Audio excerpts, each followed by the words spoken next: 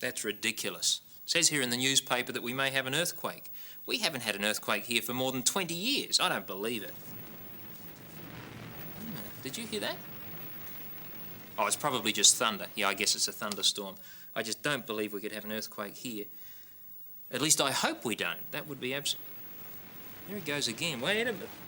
I felt something as well as hearing something. I hope it's not. Wait a... That's ridiculous. I think we're having one. We could be in trouble here. Ah! Oh! Ah! Help! The place is going to fall down. That's ridiculous. Oh. Well, certainly was an earthquake.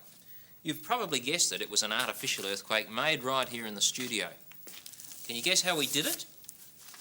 Well, we did it with a few simple things that you might have around the home. We did it with a piece of cardboard and an old cardboard box.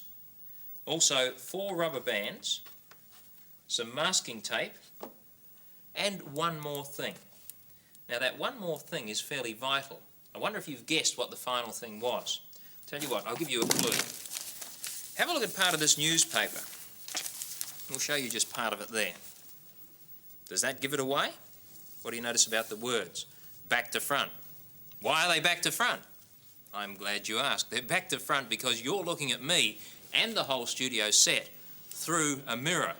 In fact, let's go over and have a look at that mirror and you'll see how the whole thing was done.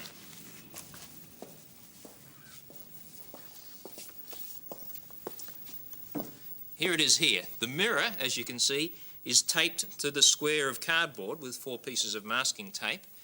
Here's the important part. It's suspended on the cardboard box by 4 rubber bands. I'll take this one off and you'll be able to see how it works. There it is there. Looped through a hole in the cardboard near the corner and then pulled through a couple of slots made near the corner of the cardboard box. You can see how it works now, can't you? All we need to do for a slight earthquake is just tap the corner of the cardboard like so, and the whole picture vibrates. We had the camera arranged, this camera over here, arranged so that it just saw inside the mirror and didn't see the parts outside.